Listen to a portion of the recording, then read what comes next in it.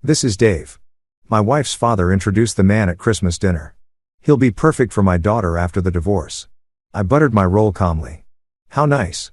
Dave, did they mention the house is in my name in the prenup? My wife choked on her wine. You know what they say about the best laid plans? Well, apparently my wife Sarah never got that memo because here I am, Marcus, standing in my own damn kitchen at 6 o'clock in the morning on Christmas Day, wrestling with a 20 pounds turkey like I'm some kind of culinary gladiator. The irony isn't lost on me. I'm busting my ass to make this dinner perfect, while the woman who's supposed to be my partner in life is probably still dead to the world upstairs, dreaming about whatever the hell it is that occupies her mind these days. Spoiler alert, it sure as isn't me. I've been up since dawn. And let me tell you, prepping a turkey is like performing surgery on a dead bird while questioning every life choice that led you to this moment. The stuffing made from scratch using my grandmother's recipe that she passed down to me. Not Sarah, mind you, because apparently cooking is my thing now. When did that happen? When did I become the domestic goddess in this relationship? While my wife turned into some kind of phone-obsessed zombie who treats our marriage like a really boring Netflix series she's only half watching. The house smells like sage and regret, which is pretty much the perfect combination for a holiday that's supposed to be about gratitude and family togetherness. I'm seasoning this bird with enough herbs to make Gordon Ramsay weep with joy, all while Sarah's upstairs doing God knows what. Probably texting her sister Olivia about how exhausting it must be to have a husband who actually gives a damn about making holidays special. The woman could burn water, but somehow I'm the problem for wanting our Christmas dinner to be more than takeout Chinese food and passive-aggressive silence. By 10 a.m., I'm knee-deep inside dishes that would make Martha Stewart jealous. Mashed potatoes from actual potatoes. Revolutionary concept, I know. Green bean casserole that doesn't come from a Campbell's soup can. Cranberry sauce that's never seen the inside of a can-shaped mold. Meanwhile, Sarah finally graces me with her presence around 11, stumbling into the kitchen like she's doing me some kind of massive favor by existing in the same zip code as the stove. Morning, honey, she mumbles, not looking up from her phone. Not, thank you for doing all this work. Not, wow, everything smells amazing. Just a half-hearted greeting that sounds about as enthusiastic as a tax audit. She's already back to tapping away at her screen like she's conducting the New York Philharmonic through text messages. I want to ask her what's so damn important that it can't wait until after Christmas dinner, but I already know the answer would be some about staying connected or work stuff that somehow never seems to involve actual work. The real fun starts around 3 when her parents show up. Richard and Eleanor sweep into my house like they own the place, which is rich considering they've never contributed so much as a dinner roll to any family gathering. Richard's got that entitled swagger that screams, I peaked in the 80s and never got the memo. While Eleanor's wearing enough jewelry to fund a small country's defense budget, they immediately start critiquing everything. The temperature of the house, the music I've chosen, the way I've arranged the furniture. It's like having a pair of discount wedding planners show up to tell you your own party sucks. Then comes Olivia, Sarah's sister, who's perfected the art of making every conversation about herself while somehow managing to insult everyone else in the room. She's got this talent for backhanded compliments that would make a Southern belle jealous. Oh, Marcus, you've really outdone yourself this year, she says in a tone that clearly implies I'm some kind of performing monkey who's finally learned a new trick. Thanks, Olivia. Your enthusiasm is truly overwhelming. But here's where things get interesting. And by interesting, I mean completely up. Around 4:30, just as I'm pulling the turkey out of the oven like some kind of domestic god, the doorbell rings. Sarah jumps up with suspicious enthusiasm, practically bouncing to the door like she's expecting Publishers Clearinghouse to show up with an oversized check. Instead, she comes back with Dave. Dave is everything you'd expect from a guy named Dave who shows up uninvited to someone else's Christmas dinner. Tall, stupidly handsome in that generic Ken doll way, wearing a sweater that probably costs more than most people's rent. He's got that practice smile that screams, I sell insurance, but pretend it's a calling. And he's carrying a bottle of wine that I guarantee he picked up at the grocery store on his way over. Probably still has the price tag if you look hard enough. Richard lights up like a Christmas tree when he sees this guy practically falling over himself to make introductions. Marcus, meet Dave. Dave, this is Marcus, Sarah's husband. The way he says husband makes it sound like a temporary job title, like I'm the substitute teacher who's been filling in until the real educator shows up. Eleanor is practically glowing, giving Dave the kind of warm welcome she's never once given me in 15 years of marriage. That's when Richard drops the bomb that makes everything crystal clear. Dave here is the perfect man for Sarah after the divorce. The words hang in the air like a toxic cloud. And suddenly, every weird conversation, every hushed phone call, Every girl's night out that lasted until 3 a.m. starts making perfect sense. This wasn't a Christmas dinner. It was an audition. They'd brought in my replacement and expected me to sit there and smile while they sized him up like I was already dead and buried. The silence that follows is the kind you hear right before a tornado hits.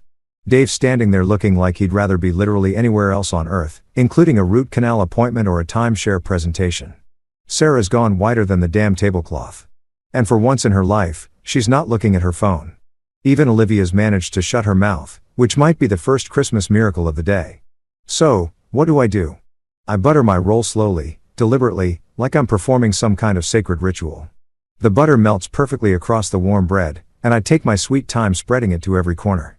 Then I look up at this room full of people who apparently think I'm some kind of idiot, and I smile. Not a mean smile, not an angry smile, just the kind of smile you give when someone's shown you exactly who they are and you're grateful for the clarity. How nice, I say, taking a bite of my perfectly buttered roll. Did they mention the house is in my name in the prenup? Sarah's wine glass starts trembling in her hand like she's developed some kind of neurological condition, and the color drains from her face so fast, I'm worried she might actually faint right into the mashed potatoes. Dave's looking around the room like he's trying to figure out if this is some kind of elaborate joke or if he's genuinely stepped into the middle of someone else's domestic nightmare. The turkey is getting cold, the stuffing's probably congealing, and my marriage is apparently over. But you know what? I've never felt more alive. This is what happens when you spend months thinking you're going crazy. Wondering why your wife's acting strange. Why her family's being even more condescending than usual. Why everyone keeps looking at you like you're the punchline to a joke you haven't heard yet. Turns out the joke was on them. They thought they were playing chess while I was playing checkers. But the truth is I've been playing a completely different game altogether. One where I actually read the rule book before I started playing. Eleanor's face absolutely lights up like she just won the lottery. And I swear to God, if she starts clapping her hands together like some demented fairy godmother, I might lose what's left of my Christmas spirit. She's practically bouncing in her chair, beaming at Dave like he's the second coming of Christ mixed with a lottery ticket and a perfect son-in-law all rolled into one designer sweater-wearing package. The woman's acting like she just successfully orchestrated the merger of 2 Fortune 500 companies instead of what she actually did, which is invite some random dude to crash my Christmas dinner so he can steal my wife. Oh, Dave, Eleanor gushes. And I can practically see the hearts floating around her head like she's a cartoon character who's fallen in love with the idea of being a matchmaker. You simply must tell Marcus about your work. Richard was just telling me about your success in finance. She says finance like it's some kind of magical word that's supposed to make me drop to my knees in worship. Lady, I've been running my own business since before your daughter learned how to balance a checkbook, which let's be honest, she still can't do without a calculator in 3 attempts. Richard jumps in like he's Dave's personal hype man. Practically doing everything short of pulling out pom-poms and leading a cheer. Dave here just made partner at Whitman & Associates, he announces, puffing up like a proud peacock, showing off feathers that aren't even his. One of the most prestigious firms in the city. His family has connections throughout the banking industry. The way he's talking, you'd think Dave personally invented money or discovered a new way to make rich people richer. Real Nobel Prize material. This guy. Dave's just standing there like a deer caught in headlights, probably wondering if he accidentally walked into some kind of reality show where the prize is a used wife and a heaping helping of family dysfunction. His nervous half-smile is doing that twitchy thing that happens when someone realizes they've stepped in something they can't easily scrape off their shoe. Poor bastard probably thought he was coming to a nice family dinner where he'd charm everyone with his wit and leave with a phone number. Instead, he's gotten front row seats to the Marcus and Sarah show, complete with live commentary from the world's worst Greek chorus. Richard's on a roll now, painting this picture of Dave like he's some kind of financial superhero. Good family, he keeps saying like that phrase means something more than white, wealthy, and willing to overlook the fact that his potential future wife is still technically married to someone else. He's going on about Dave's connections, his education, his bright future. And I'm sitting here thinking, dude, your bright future just walked into a house that belongs to the guy you're trying to replace. That's not strategic thinking. That's like showing up to a knife fight with a business card. Then comes the real kicker. Eleanor leans forward with this conspiratorial whisper that's about as subtle as a fire truck. Talking about the grandchildren Sarah deserves. Like children are some kind of merit-based reward system. And Sarah's been racking up points by doing what exactly? Ignoring her current husband, spending my money, perfecting the art of being physically present but emotionally unavailable. If that's the criteria for deserving kids, then half the population should probably remain childless. Olivia is sitting there with this eating grin that makes me want to throw my dinner roll at her head. She's always been the family instigator, the one who stirs the pot and then acts innocent when everything boils over. She's loving every second of this, watching me squirm while her parents parade my replacement around like he's a prize bull at the county fair. Isn't Dave wonderful? She pipes up, batting her eyelashes like she's auditioning for a Disney movie about annoying sidekicks. So accomplished, so handsome. Sarah's so lucky to have met him. Met him, not will meet him or might meet him someday. Met him past tense like it's already a done deal, like they've already written me out of the story and moved on to the sequel. Nobody asked for the casual way she says it is almost impressive. It takes real skill to be that blatantly obvious while pretending to be subtle. Dave's looking more uncomfortable by the minute, shifting his weight from one foot to the other like he's standing on hot coals. The guy's obviously got some brain cells left because he's starting to realize that this whole situation is more up than a soup sandwich. You can practically see the wheels turning in his head. Wait, did they invite me to dinner with her husband? Are they serious right now? What kind of family does this mean? While Sarah's trying to play it cool, but she's about as smooth as sandpaper on a sunburn. She keeps shooting these panicked looks at her parents like she's trying to telepathically tell them to shut the hell up and stop making this more obvious than it already is. But Eleanor and Richard are too caught up in their grand plan to notice that their daughter is slowly dying of embarrassment right there at the dinner table. I lean back in my chair, taking my sweet time with another bite of turkey, and decide it's time to drop some reality on this little fantasy they've constructed. You know, I say, keeping my voice conversational, like I'm commenting on the weather or the football scores. This is really interesting. All this talk about Sarah's future and what she deserves. I pause, letting the words hang there while I reach for the cranberry sauce. But here's the thing that's kind of funny. Well, funny to me anyway. This house we're sitting in, the one where you're all planning Sarah's bright new future, it's in my name. Inherited it from my grandmother before Sarah and I even met. The room goes quieter than a morgue at midnight. You could hear a pin drop, or in this case, you could hear Dave's confidence deflating like a punctured balloon. The guy's starting to understand that the secure future Richard's been selling him comes with a few complications. Namely, that the security belongs to someone else entirely. But I'm not done yet. Oh no, we're just getting started. And that prenup Sarah signed. I continue spreading butter on another roll with the kind of deliberate precision that would make a surgeon jealous. The one she was so eager to sign because she was totally independent and didn't need my money. Yeah, that's still in effect. Ironclad, as they say in the legal business. I glance over at Dave, who's looking like he just realized he showed up to a poker game with Monopoly money. You probably understand contracts, right, Dave? Being in finance and all. The beautiful thing about truth is how it cuts through like a hot knife through butter. All their grand plans, all their smug assumptions about what they could get away with. All their careful orchestration of this little dinner theater, it all crumbles the moment reality enters the conversation. Sarah's sitting there looking like she's trying to solve advanced calculus in her head. Probably running through every possible scenario and realizing they all end with her getting exactly what she signed up for. Nothing. Dave clears his throat and you can tell he's trying to figure out how to gracefully extract himself from this cluster without looking like a complete. The poor guy probably thought he was walking into a simple family dinner where he'd charm the parents and ease his way into a relationship with a soon-to-be divorced woman. Instead, he's gotten a front row seat to the realization that the woman isn't actually divorced. The husband isn't going anywhere and the whole damn thing is more complicated than a Christopher Nolan movie. This is what happens when people assume they're smarter than everyone else in the room. They make plans based on what they want to be true instead of what actually is true. And then they act all shocked when reality shows up uninvited to their little fantasy dinner party. Now, here's where things get really fun. And by fun, I mean I'm about to watch a bunch of grown-ass adults realize they've been playing checkers while I've been playing chess this whole time. See, the beautiful thing about being underestimated is that people tend to run their mouths and show their cards way too early. They've been treating me like I'm some kind of clueless schmuck who doesn't know his wife's been shopping around for an upgrade. But plot twist, I've known exactly what's been going on, and I've been prepared for this conversation longer than they've been planning this little ambush. I set down my fork and lean forward. Not in an aggressive way, but in that calm, controlled manner that usually makes people nervous as hell. Let me explain how this works. I say, and my voice is so reasonable, it's almost scary. Since everyone seems a little confused about the financial situation here, I glance around the table, making eye contact with each of them like a teacher about to explain basic math to kindergarteners who've been eating the crayons instead of using them. Everything Sarah and I own is separate.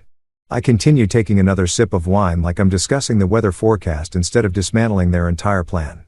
My business shares, mine, this house. Mine. My grandmother's estate that came with some very nice properties upstate. Also mine. The investment portfolio that's been doing pretty damn well. Thank you very much. You guessed it. Mine. Each word lands like a hammer blow. And I can see Dave's face going through more changes than a traffic light during rush hour. Sarah tries to jump in with some weak-ass protest, but I hold up a hand like I'm directing traffic. Now, before anyone starts getting their panties in a twist about how unfair this all sounds, let me remind everyone of a little thing called personal choice. I lean back, getting comfortable, because this is the part where I really start enjoying myself. Sarah agreed to every single word of that prenup. In fact, she insisted on it. The look on Eleanor's face is priceless, like someone just told her that designer handbags are actually made by regular people who don't give a about status symbols. That's impossible, she sputters, because apparently the idea that her precious daughter might have made a decision without consulting the family council is more shocking than finding out Santa Claus is real and he's been embezzling from the North Pole. Oh, it's very possible, I say almost kindly, because there's nothing more devastating than gentle truth delivered with a smile. Sarah was very adamant about keeping our finances separate. Said it was important for her independence, her sense of self-worth. I don't want anyone thinking I married you for your money, Marcus. I quote, doing a pretty decent impression of Sarah's voice when she's trying to sound noble and self-sacrificing. Real progressive thinking, you know, very feminist of her. Richard's face is turning an interesting shade of red that suggests his blood pressure might be reaching dangerous levels. Surely something like that can be renegotiated, he huffs because apparently he thinks marriage contracts work like cell phone plans where you can just call customer service and upgrade your package. People change their minds about these things all the time. I have to laugh at that one. Not because it's funny, but because it's so beautifully naive. Not this one, Richard, I say, shaking my head like I'm genuinely sorry to disappoint him. This contract is what we in the business call airtight. Had it drawn up by the best lawyers money can buy. Cost me a pretty penny, but turns out it was worth every cent. I paused for dramatic effect because why rush a good moment?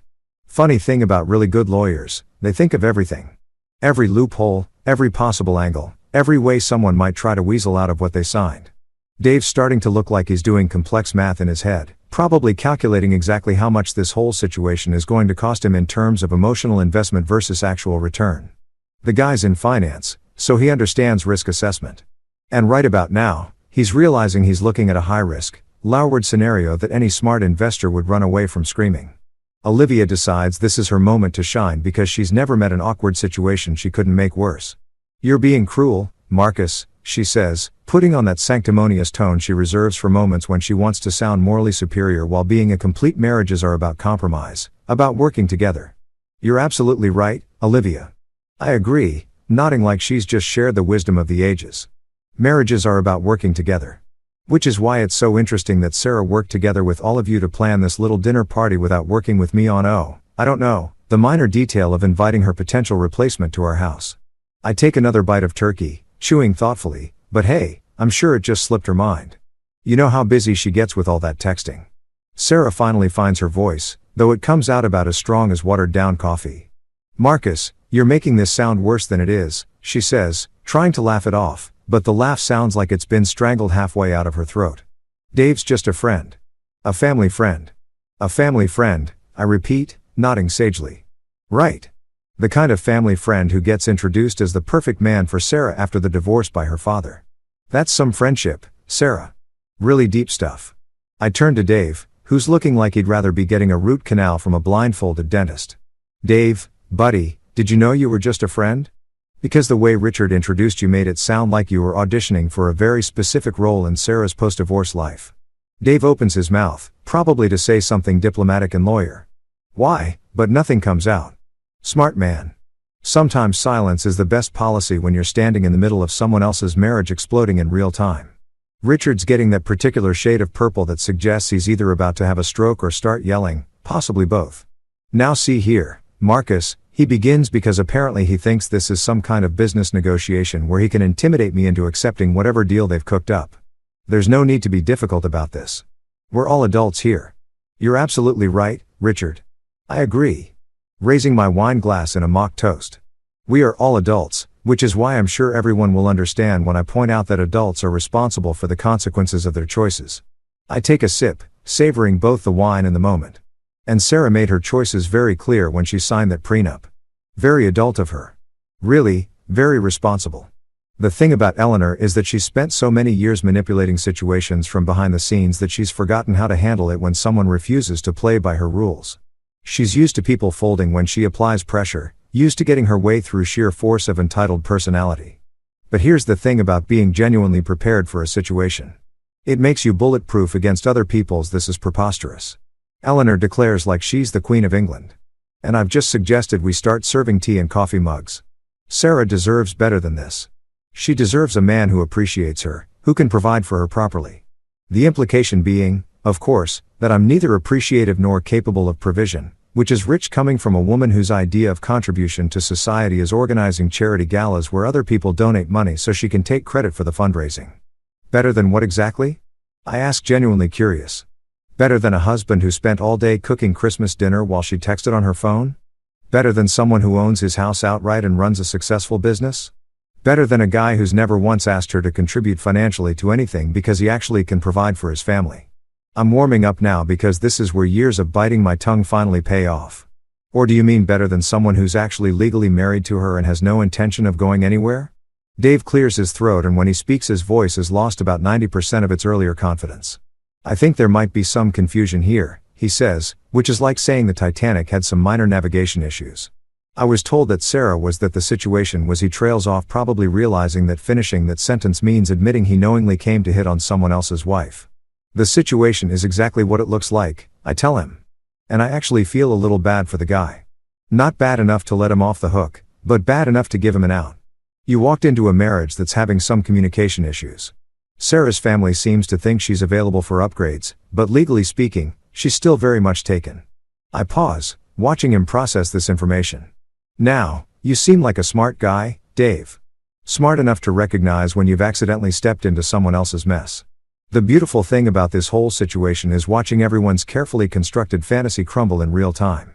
They had it all figured out: get rid of the inconvenient husband, bring in the upgrade, and live happily ever after with someone who fits their idea of what Sarah deserves. Except they forgot one tiny detail. I'm not going anywhere, and I've got the paperwork to prove it. This dinner is turning into the world's most uncomfortable marathon, and I'm starting to think we should hand out participation trophies just for everyone managing to stay seated through the show. The turkey's getting cold, the wine's flowing like water at a Baptist wedding, and the tension in this room is thick enough to cut with a knife, which coincidentally might be a better use for the carving knife at this point than actually carving anything.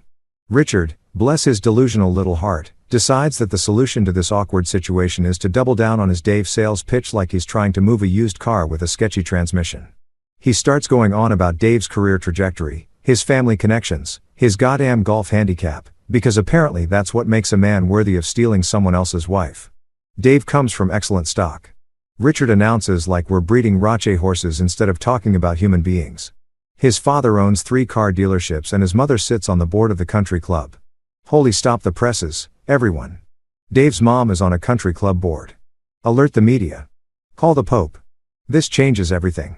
I mean, nothing says perfect husband material like having a mother who argues about tennis court maintenance and whether the club should allow colored socks with golf shoes. Real impressive credentials there, Richard. I'm sure that'll be super helpful when Dave's trying to figure out how to afford a divorce lawyer. Eleanor jumps back into the conversation like she's been shot out of a cannon, making these snide little comments about my small-time investments with this tone that suggests she thinks I'm running a lemonade stand instead of an actual business. Of course, Marcus does well enough for himself, she says in that patronizing way that makes you want to check if she's patting your head while she's talking. Though it must be difficult competing with real professionals in today's market. Real professionals. Lady, I've been running my own company since before your daughter figured out how to use an ATM without calling for help. My small-time investments have tripled in value over the last 5 years. While Richard's been playing golf and pretending that middle management at some corporate bureaucracy makes him a business genius. But sure, let's talk about professionals. Actually, Eleanor, I say, cutting into my turkey with surgical precision since we're talking about investments and professional success. It's kind of funny you should mention that. I pause, savoring both the perfectly seasoned meat and the moment of anticipation I'm creating. My little company hit a pretty significant milestone this year. Tripled in value, actually. Sometimes small-time investments work out better than the big flashy ones. You know, the look on her face is like watching someone realize they've been bragging about their Toyota while standing next to a Ferrari. Richard's mouth opens and closes like a fish that's just been pulled out of water. Probably trying to do the math on exactly how much money his small-time son-in-law is actually worth. Dave's looking more and more like he's wondering if he accidentally walked into the wrong house and crashed the wrong family's dinner. But here's where I really start enjoying myself because I've been saving the best part for last. Oh, and Sarah, I say, turning to my dear wife who's been sitting there looking like she's trying to become invisible through sheer force of will. Remember that rent arrangement we set up? You know, the one where you insisted on paying rent because you wanted to maintain your independence and not feel like you were freeloading? Sarah's wine glass stops halfway to her lips like she's suddenly forgotten how drinking works. The color drains from her face faster than water going down a drain. And I swear I can actually see her brain trying to figure out where I'm going with this and how badly it's going to hurt when I get there. Yeah, that was really admirable of you, honey. I continue because there's nothing more beautiful than truth delivered with a smile. Very principled, very modern. Making sure you contributed financially to the household even though you were living in a house that was already paid off. I take another bite of stuffing, chewing thoughtfully while everyone waits for the other shoe to drop. I've got all those bank transfers, by the way, every month like clockwork. Really shows commitment to your principles. Richard's face is doing this interesting thing where it's cycling through different shades of red like a mood ring having an identity crisis. Rent. He sputters because apparently the idea that his princess daughter has been paying to live in her own home is more shocking than the fact that she's been planning to dump her husband for a newer model. Sarah, what is he talking about? Well, I explain helpfully because I'm nothing if not educational. Sarah felt it was important to maintain her financial independence within our marriage. Very empowering, really. She didn't want to feel like she was taking advantage of my hospitality. The word hospitality hangs in the air like a bad smell because that's exactly what this arrangement turned out to be. Me providing hospitality to someone who was apparently just passing through. Dave's starting to look like he's done the math and realized that this secure future he thought he was stepping into comes with some interesting complications. The guy's sharp enough to understand that a woman who's been paying rent to live in her husband's house probably doesn't have the kind of assets that would make a messy divorce worth the hassle. His nervous half smile is getting more nervous and less smile by the minute. Olivia, because she's never met a moment she couldn't make worse, decides to pipe up with her trademark blend of ignorance and attitude. That's just paperwork, Marcus, she says, waving her hand like she's dismissing a particularly annoying fly. These things can be worked out between reasonable people. Paperwork, I repeat, nodding like she's just shared something profound, right? Just paperwork. Like the Constitution, I guess, like marriage licenses, like birth certificates, just paperwork. I'm really enjoying this now because watching people realize they've severely underestimated the situation is like watching a train wreck in slow motion, except the train is full of and I'm safely standing on the platform with popcorn. The thing about really good paperwork, Olivia, I continue, is that it's designed by people who understand that families like yours exist. People who know that sometimes marriage is in not because of incompatibility or growing apart, but because one party decides they'd rather trade up for someone with better connections and a newer model personality. I glance over at Dave, who's looking more and more like he's regretting every decision that led him to this dining room. No offense, Dave. I'm sure you're a lovely guy. You're just a lovely guy who walked into someone else's chess game thinking it was checkers. Sarah finally finds her voice, though it comes out sounding like she's been gargling with gravel. Marcus, this isn't what you think it is, she tries, but her voice lacks conviction like a politician's campaign promise. Dave is just, we're just friends. Family friends, I echo, because apparently we're going to keep pretending that's what this is. The kind of family friends who get introduced as perfect husband material at Christmas dinner. The kind of friendship where your father talks about grandchildren and secure futures. I look around the table taking in all the uncomfortable faces like I'm an art critic examining a particularly fascinating train wreck. Must be nice to have friends like that. Sarah really supportive. The beautiful thing about truth is that it doesn't need to be loud or angry to be devastating. It just needs to be accurate and well-timed like a precision strike that hits exactly where it's supposed to hit. I've been sitting on this information for months, watching this whole elaborate plan unfold, waiting for exactly this moment when they'd all be gathered together, thinking they were so clever, so sophisticated, so much smarter than the poor dumb husband who couldn't possibly have figured out what was going on right under his nose. Dave clears his throat again. And I'm starting to think the guy might have developed some kind of nervous condition. Perhaps I should go, he says, which shows he's got more sense than the rest of them combined. This seems like a family matter. Oh no, Dave, I say quickly, because I'm not done with this show yet. You're part of the family matter now. Richard specifically brought you here to be part of Sarah's future, right? Can't have a future without understanding the present. I gesture around the room like I'm a tour guide showing off historical landmarks.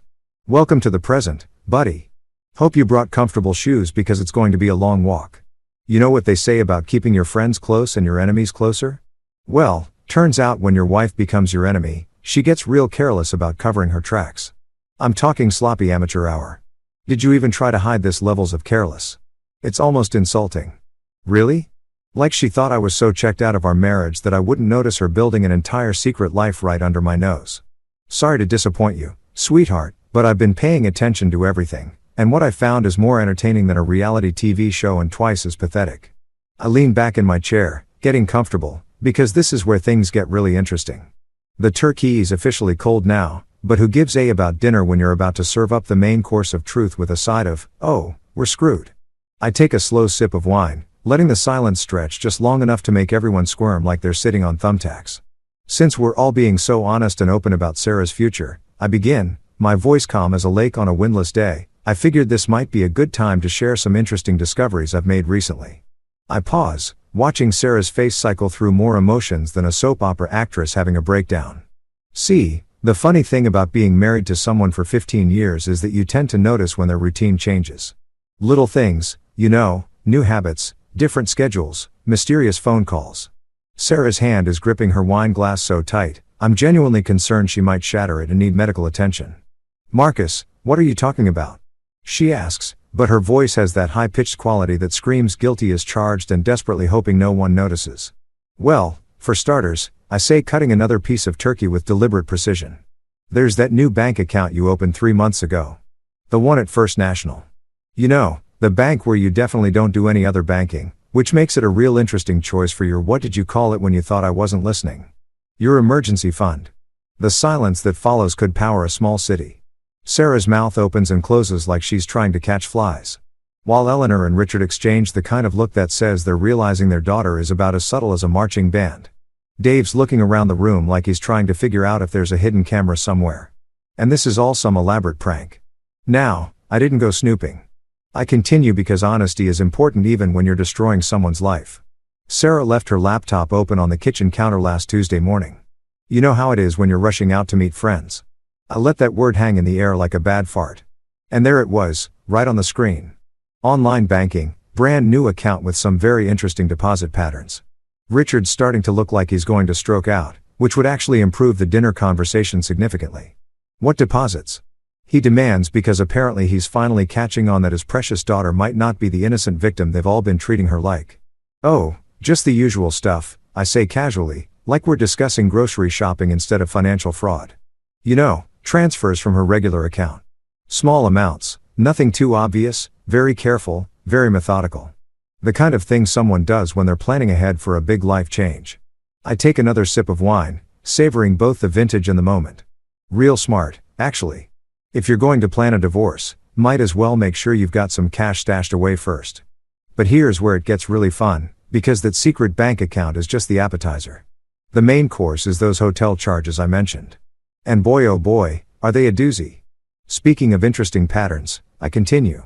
There are these hotel charges that keep showing up on your father's corporate card, Richard. The Ritz-Carlton specifically every Tuesday afternoon for the past 2 months. Richard's face goes from purple to gray so fast I'm worried he might actually keel over right into the mashed potatoes. What hotel charges? He croaks like he's suddenly developed laryngitis or forgotten how to use his vocal cords properly. Tuesday afternoons, I repeat helpfully because I want to make sure everyone understands the timeline here. Very consistent, very reliable, like clockwork, really. I turn to Dave, whose nervous half-smile has completely disappeared and been replaced by the expression of a man who's just realized he's been played harder than a rigged carnival game.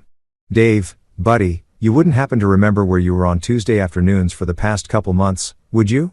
The poor bastard looks like he's been hit by a truck carrying a load of reality checks.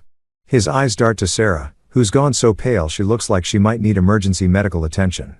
Then back to me, then to Richard, who's staring at his daughter like he's seeing her for the first time and doesn't like what he's looking at. I think, Dave says slowly, and you can practically hear the gears grinding in his head as he processes the full scope of what he's walked into.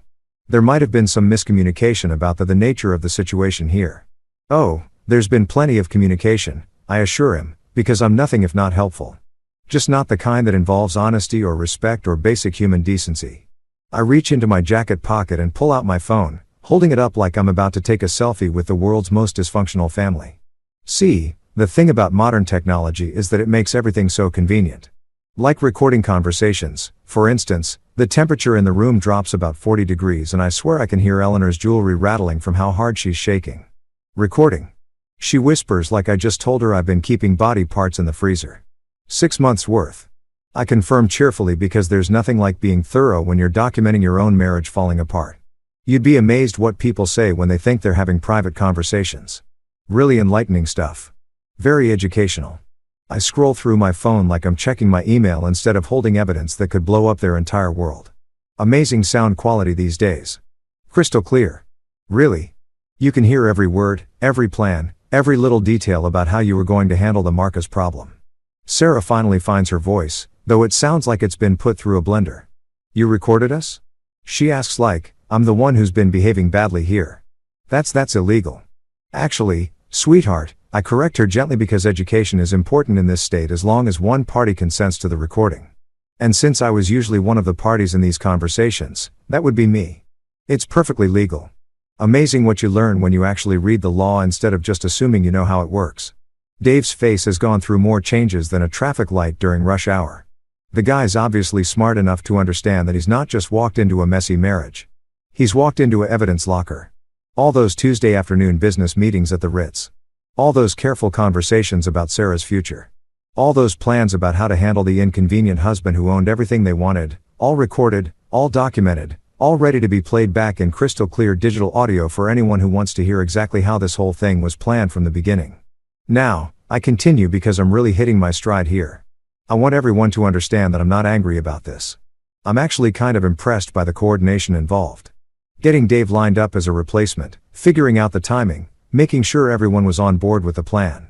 It shows real organizational skills, the kind of project management abilities that could probably land someone a job in corporate planning if they weren't too busy planning to over their husband.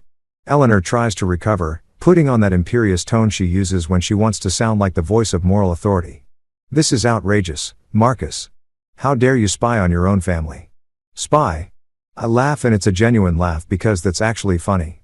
Eleanor, honey, they were having these conversations in my house, at my dinner table, in my living room. Sarah was taking calls in the kitchen while I was making breakfast. Olivia was giving advice in the guest room while I was fixing the broken lamp upstairs. I spread my hands like I'm explaining something to a particularly slow kindergartner. That's not spying. That's just having ears and a functioning brain. The best part about all of this is watching their carefully constructed reality crumble in real time. They thought they were so clever, so sophisticated, so much smarter than the poor dumb husband who couldn't possibly figure out what was happening right under his nose. They made plans, they set timelines, they brought in the replacement, and they did it all while assuming I was too stupid, too trusting, or too checked out to notice. Wrong on all three counts, folks. I've been documenting this whole thing like a scientist studying a particularly interesting species of parasitic behavior. Every conversation, every plan, every snide comment about how they were going to handle me once Sarah was free to pursue her real happiness with someone more suitable. Dave's looking at Sarah now with the expression of a man who's just realized he's been recruited for a job that comes with way more baggage than advertised. For years, and I mean years, Richard has been the self-appointed king of this up little dynasty, strutting around like he's running General Motors instead of pushing papers at some mid-tier corporate hellscape that peaked during the Clinton administration. The man's got an ego the size of Texas and twice as inflated. Always talking down to me like I'm some kind of charity case who got lucky enough to marry into his prestigious family. Eleanor's been the puppet master pulling strings from behind the scenes. But Richard's been the face of their operation, the one who delivers the verbal beatdowns and the condescending lectures about how I should be grateful for the privilege of being related to them by marriage. But here's the thing about bullies and tyrants. They're only scary until someone calls their bluff. And right now, watching Richard's face cycle through emotions like a slot machine hitting jackpot, I'm realizing that all these years of intimidation tactics were just smoke and mirrors from a man who's about as powerful as a wet paper bag in a hurricane. What? He barks at Sarah and his voice cracks like a 13-year-old boy asking someone to prom. For the first time since I've known this pompous, he sounds genuinely rattled, like someone just told him his stock portfolio evaporated and his golf membership got revoked on the same day. What is he talking about, Sarah? Sarah's sitting there looking like a deer caught in headlights. If the deer was also guilty of embezzlement and really bad at covering its tracks, She opens her mouth, closes it, opens it again. She's doing this fish out of water routine that would be funny if it wasn't so pathetic. Dad, I can explain.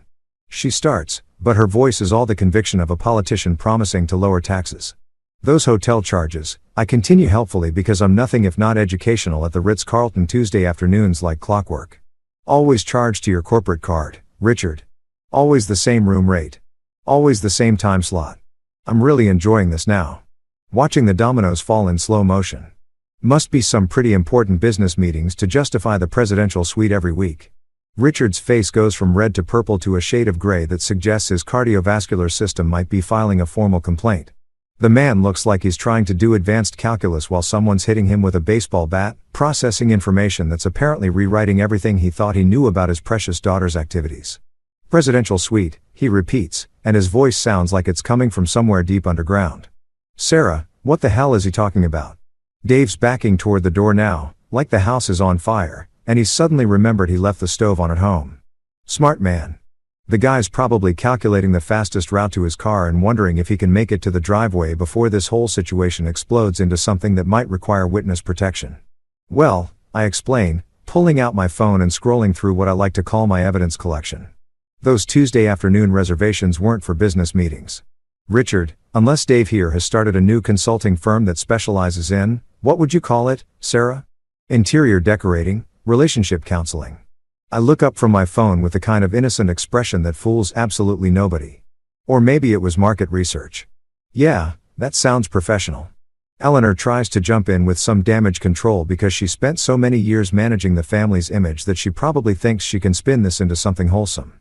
Now, Marcus, there's probably a perfectly reasonable explanation for all of this, she says, using that voice she reserves for when she's trying to convince people that black is actually white and up is really down. Oh, there's definitely an explanation. I agree. Nodding like she's just said something brilliant.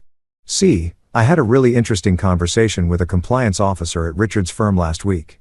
Lovely woman, very thorough, very interested in corporate expense policies and how they're supposed to work. The blood drains from Richard's face so fast I'm worried he might need a transfusion.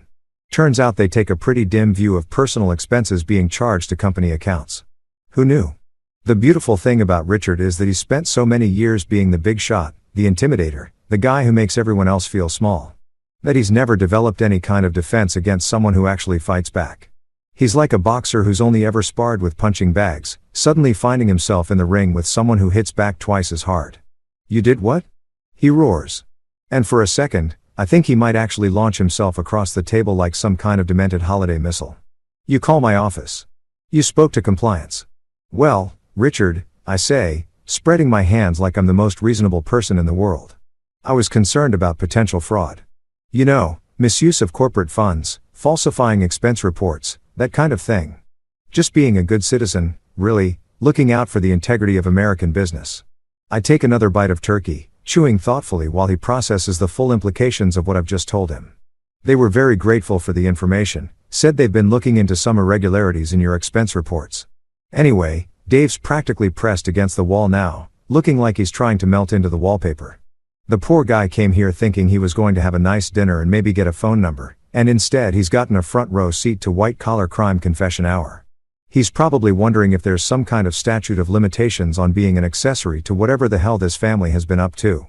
Sarah finally explodes because apparently bottling up guilt and panic can only last so long before the whole thing blows like a shaken soda can. That's private. She shrieks like privacy is some kind of magic word that makes adultery and financial manipulation disappear. You had no right to go through my things. Your things? I repeat, because this is getting better by the minute. Honey, those hotel bills weren't your things. They were your father's corporate expenses. Public record technically once they become part of an investigation. I leaned forward getting serious for a moment because this next part is important. And I didn't go through anything. You left your laptop open on the kitchen counter with your banking app logged in. That's not snooping. That's you being careless as hell.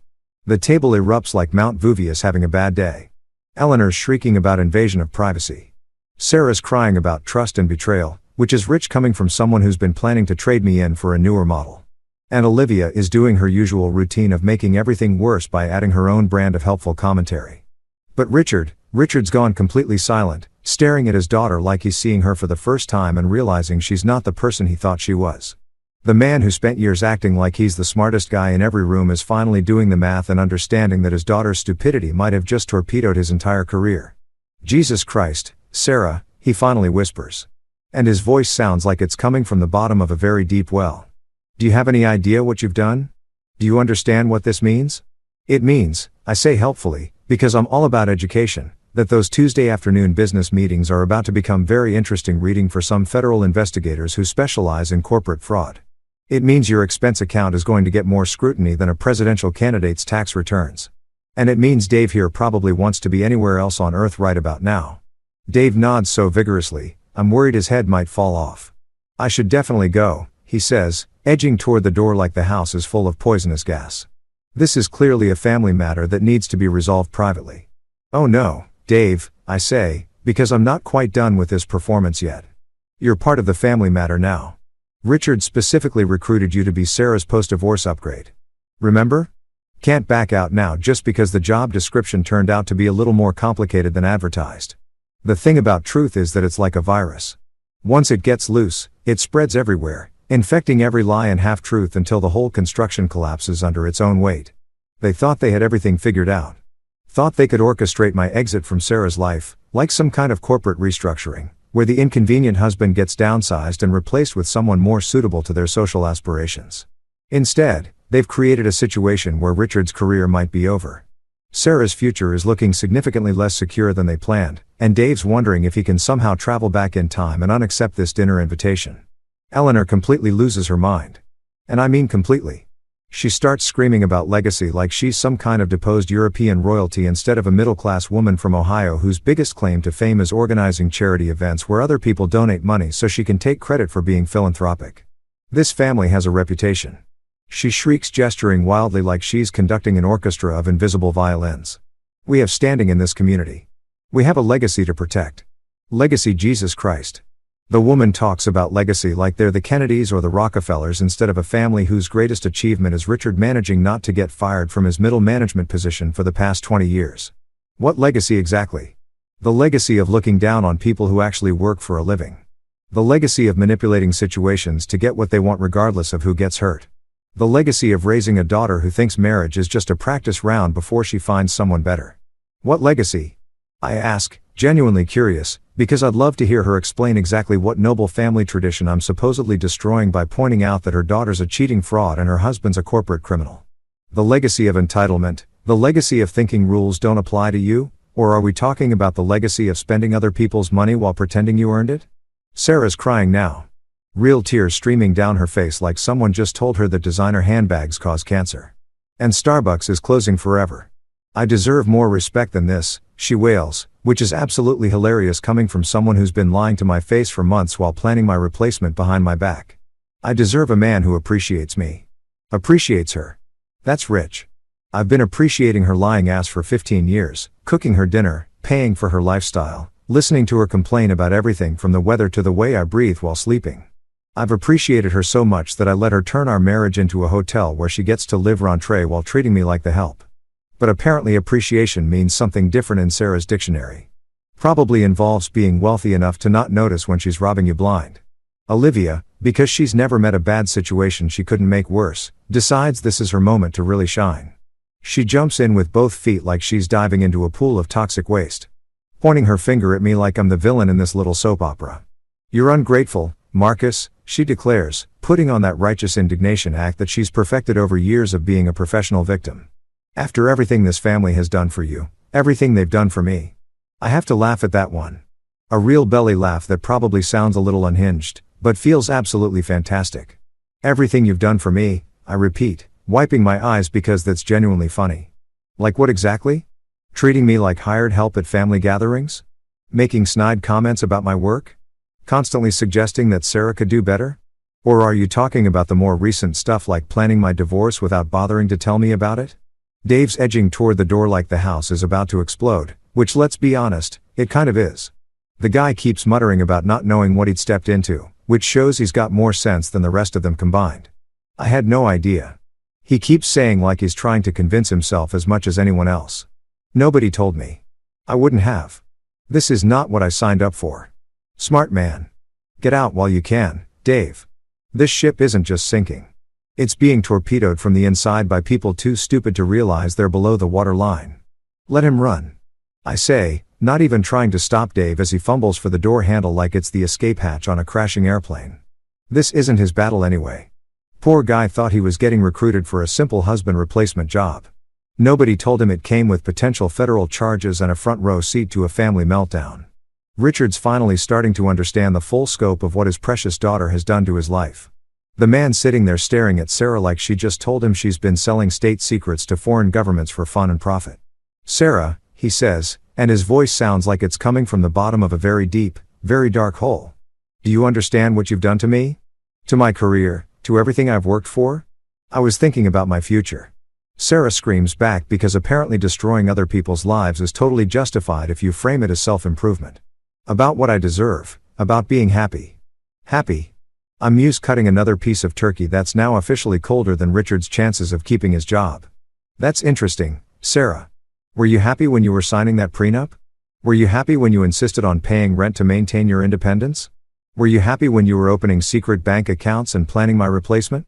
I pause, savoring both the moment and the perfectly seasoned meat that's going to waste while we have this lovely family discussion. "Or were you only unhappy after you realized that divorcing me wasn't going to come with the financial windfall you'd been counting on?" Eleanor is still going on about family reputation and community standing, but her voice is getting higher and more desperate, like a smoke alarm running out of batteries.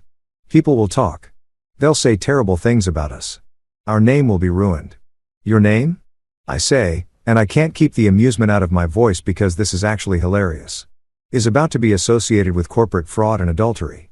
I'm pretty sure the reputation ship has already sailed. Ella Laner probably hit an iceberg and sank somewhere around the time your daughter started around on company time using daddy's credit card." That's when I set my fork down because this next part requires my full attention and I want to make sure everyone understands exactly what's happening here. "You know what the really beautiful part of this whole thing is?"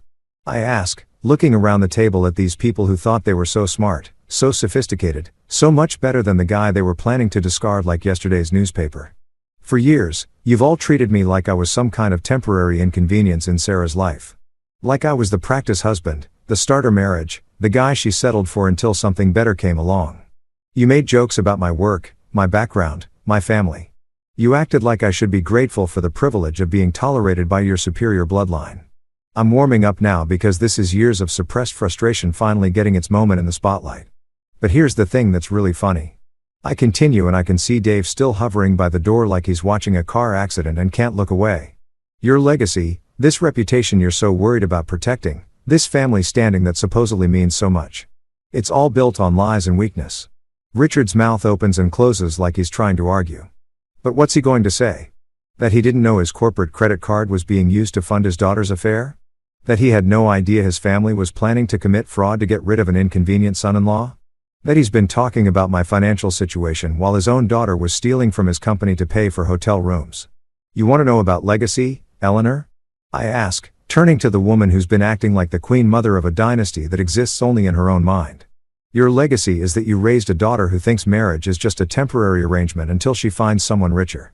Your legacy is a son-in-law who's about to lose his job because his family thinks corporate credit cards are their personal piggy bank. Your legacy is bringing a complete stranger to Christmas dinner to replace a family member like he's a broken appliance you can just swap out. The silence that follows is the kind you get right before everything goes to hell. It's the calm before the storm. The moment when everyone realizes that the situation has gone way beyond awkward family dinner and crossed into territory that might require lawyers, therapists, and possibly a really good crisis management firm." Sarah's sobbing now. Real ugly crying that's smearing her makeup and making her look like a raccoon who's been caught raiding garbage cans. This isn't how it was supposed to go. She wails like she had some kind of master plan that involved me gracefully stepping aside so she could upgrade to Dave without any messy complications. How was it supposed to go exactly? I ask. Because I'm genuinely curious about the fantasy scenario they'd constructed. Was I supposed to just disappear, sign over the house, hand over my business? Maybe throw in a blessing for your new relationship while I'm at it. Olivia is still trying to salvage something from this disaster because she's apparently never learned when to cut her losses and run. "You're being cruel, Marcus," she says like cruelty is pointing out that her sisters are lying, cheating fraud instead of enabling the whole up situation. "This is Christmas. This is supposed to be about family and forgiveness." "You're absolutely right, Olivia. I agree. raising my wine glass in another mock toast. This is about family. And what I've learned about this family tonight is that you're all a bunch of lying, manipulative, entitled who think you can treat people like disposable objects when they're no longer useful to your plans. You know what? I'm done. Done with this dinner. Done with this family. Done with pretending that any of this is worth salvaging. I push back from the table and stand up, feeling lighter than I have in months, like someone just removed a 50 pounds weight from my shoulders that I didn't even realize I'd been carrying around. I walk over to the coat closet and grab my jacket, taking my time, because there's something beautifully final about this moment. Sarah jumps up like the house is on fire, suddenly very interested in having a conversation now that I'm obviously checking out of the show. Marcus, wait. She calls, her voice all desperate and panicky. Please, can we just sit down and discuss this privately? Like adults. Privately. Like adults. That's hilarious coming from someone who just spent Christmas dinner getting her replacement introduced to the family while her husband carved the turkey. Nah, Sarah, I say, shrugging into my coat like I'm getting ready for a pleasant evening stroll instead of walking out of my marriage. I think we're way past the private discussion phase. That ship sailed around the time you started charging hotel rooms to your dad's corporate card. Eleanor is having what I can only describe as a complete meltdown, pointing at me like I'm some kind of war criminal instead of a guy who's finally had enough of being treated like garbage in his own house. You can't just walk away. She shrieks because apparently leaving a toxic situation is somehow morally wrong when it inconveniences her plans. That's what cowards do. Real men fight for their marriages. Real men, I repeat, because that's rich coming from someone whose idea of fighting for marriage apparently involves recruiting my replacement and planning my financial destruction. You're right, Ella Lehner. Real men do fight for their marriages. They also know when to stop fighting for something that's already dead. But here's where things get interesting, because Richard does something completely unexpected. He gets up and follows me to the door. Not to argue, not to threaten, not to try one more manipulation tactic, but just follows. The guy who spent years treating me like an unwelcome guest in his daughter's life suddenly looks older than his years, tired in a way that goes deeper than just physical exhaustion. Marcus, he says quietly, and his voice is different now. Not the pompous, condescending tone he usually reserves for me, but something almost human. Wait a minute. I turn around, curious despite myself, because this is the first time in 15 years that Richard has spoken to me like I'm an actual person instead of an inconvenient obstacle to his family's happiness. I owe you an apology, he says. And I almost fall over because Richard apologizing is like watching a unicorn do tax preparation. Theoretically possible, but highly unlikely. This isn't how I raised her to behave. For a moment, just a moment, I see something in his eyes that might actually be genuine regret. Not regret about getting caught. Not regret about the consequences, but actual remorse for what his family has put me through. The beach house, he continues, his voice is so quiet, I have to strain to hear him over Eleanor's continued hysteria in the background. The one Eleanor's always bragging about, the one she acts like she owns. It's in my name, only my name. He reaches into his wallet and pulls out a set of keys, holding them out like he's offering me the crown jewels. If you need somewhere to go, somewhere to think, it's yours. As long as you need it, I stare at the keys. Because this is not how I expected this conversation to go. Why? I ask. Because I genuinely don't understand what angle he's working here. Richard looks back toward the dining room where his wife is still ranting about family honor and his daughters are probably plotting their next move because he says meeting my eyes for maybe the first time ever. I respect you more than I respect my own daughter and that's something I'm going to have to live with. Wholly in 15 years of marriage, Richard has never once given me a compliment. Never once treated me like an equal. Never once acknowledged that I might be worth more than the dirt on his shoes. And now here in the hallway, while his family implodes in the dining room, he's telling me he respects me more than his own child. The keys are warm in my hand, solid and real in a way that nothing else about this evening has been. Richard, I say, because this moment deserves some kind of acknowledgement. This doesn't change anything between us.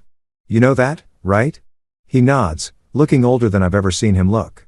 I know, but it's something I needed to say anyway. He glances back toward the chaos we've left behind, then back at me. For what it's worth, Marcus, you deserve better than what we gave you. What she gave you. And with that, Richard walks back toward the dining room, leaving me standing in the hallway holding the keys to a beach house and wondering if this is what closure feels like or if I'm just having some kind of stress-induced hallucination brought on by too much family dysfunction and not enough alcohol. From the dining room, I can hear Eleanor still carrying on about reputation and community standing. Sarah still crying about how unfair everything is. And Olivia still trying to make herself the center of attention even while everything falls apart around her. But for the first time all evening, I'm not part of that chaos anymore.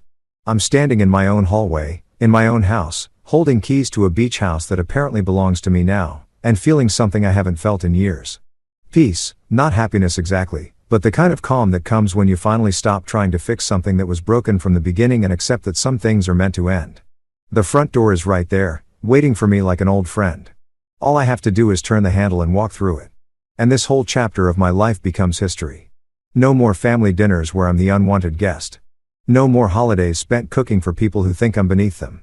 No more pretending that a marriage built on lies and manipulation is worth saving just because we've invested 15 years in the illusion. I take one last look back toward the dining room where my soon-to-be ex-wife and her family are probably already planning their next move, figuring out how to minimize the damage and spin this whole thing into something that makes them look like the victims. The cold night air hits me like a slap in the face. But it's the good kind of slap. The kind that wakes you up and makes you realize you've been holding your breath for way too long. I stand on my own front porch for a minute, looking back at this house that's been both my sanctuary and my prison for the past 15 years, and I feel something I haven't felt in forever. Free, my phone starts buzzing like an angry hornet.